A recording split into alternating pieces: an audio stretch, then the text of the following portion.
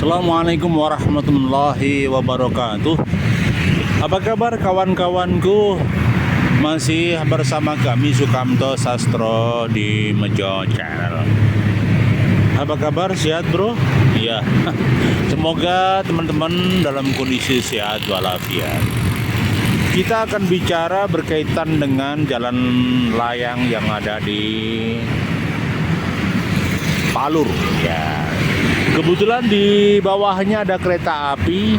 Untuk mengurai kemacetan sekian tahun yang lalu dibuat jalan layang ya. Dibuat jalan layang. Hasilnya luar biasa mantul. Nah, lahirlah jalan layang ini yang melancarkan ya arus lalu lintas dari Jalan Raya Sulu menuju ke Karanganyar dan Tawangmangu. Nah, jalur ini sangat luar biasa. Amat sangat padat. Dulu selalu macet ketika ada rel kereta api lewat. Maka semenjak ada jalur khusus atau jalan layang ini, maka bisa dipastikan jalurnya aman terkendali. Jadi ada jalur bawah ya, ada jalur bawah. Kalau dari Sulu menuju Tawangmangu harus lewat jalur atas. Nah, jalur atas. Kalau dari Solo mau ke Sragen harus lewat jalur kiri. Ya, jalur kiri. Nah, gitu. Kalau dari Karanganyar ya mau ke Solo lewat jalur atas. Bisa juga lewat samping.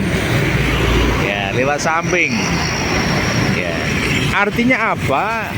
Ada jalur yang ketika di bawah, kadang-kala ketika rel kereta api lewat maka harus berhenti. Tapi kedudukan jalur atas tidak. Nah, maka konsep jalan layang ini sangat-sangat bermanfaat bagi teman-teman yang ada di Surakarta dan sekitarnya. Karidenan Surakarta itu terdiri dari Sragen, Boyolali, kemudian Klaten, Sukoharjo, Karanganyar, dan Wonogiri. Maka teori ini akan diadopsi pemerintah Kota Sulu. Maka diwacanakan ya, di Nusuan akan dibuat begini, jalan layang juga. Nah, setelah muncul jalan layang di Purwosari, jalan layang Kota Barat, artinya apa?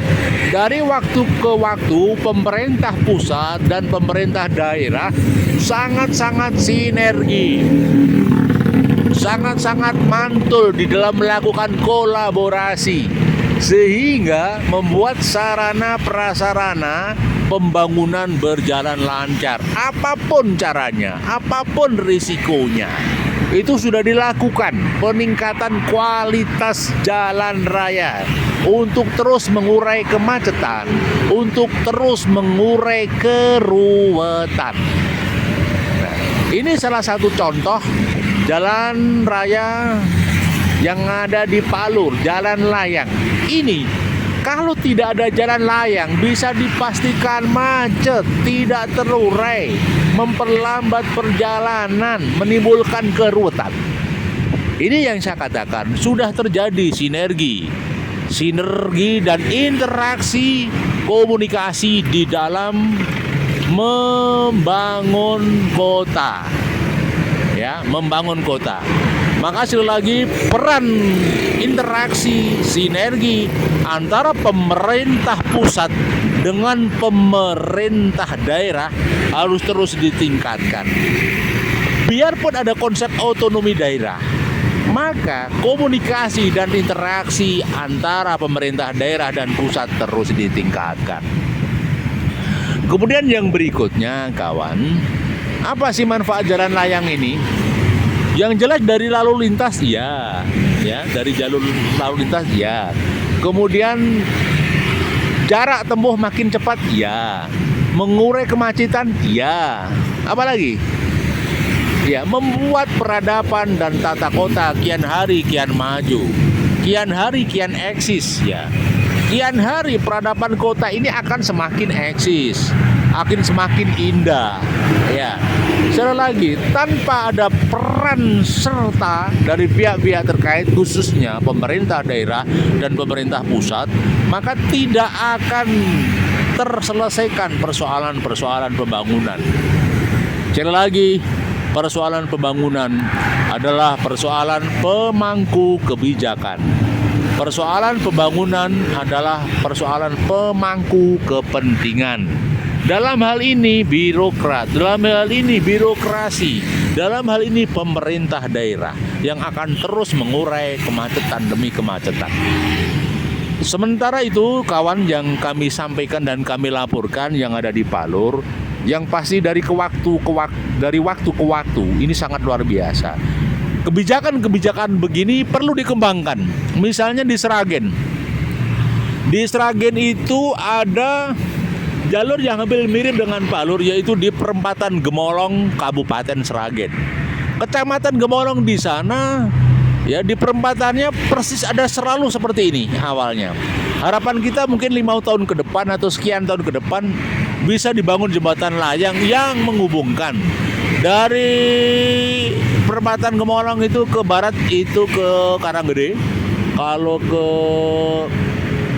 utara itu Purwodadi, ke selatan itu ke Solo, dan ke timur itu ke Kabupaten Sragen Kota.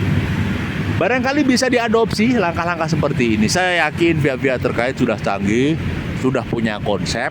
Hanya saja begini: 1, butuh keberanian. 2, butuh dukungan DPR dan DPRD. Ya. Yang 3, butuh dukungan masyarakat untuk membuat stakeholder lebih kuat. Kemudian butuh juga partisipasi rakyat untuk memahami proses ketika sedang terjadi pembangunan. Ya. Awalnya ketika jalur Palur ini dibangun, dia banyak kerutan, tapi setelah selesai enak dan nyaman. Maka setiap proses itu butuh waktu. Hasil yang maksimal pasti mengikuti proses sebelumnya. Ya. Begitu kawanku, terima kasih senantiasa. Terima kasih kepada pemerintah daerah Kabupaten Karanganyar dan pihak-pihak terkait. Terima kasih pemerintah pusat yang terus merespon aspirasi dari daerah, dari cabang, dan masyarakat luas. Semoga semuanya menjadi bekal amal kebaikan dan amal jariah. Semoga menjadi amal ibadah, semoga menjadi pengabdian yang mulia, mendapatkan kebaikan di dunia dan di akhirat. Masih bersama kami Sukamto Sastro di Mejo Channel. Terima kasih. Jangan lupa subscribe dan tekan tombol lonceng. Assalamualaikum warahmatullahi wabarakatuh.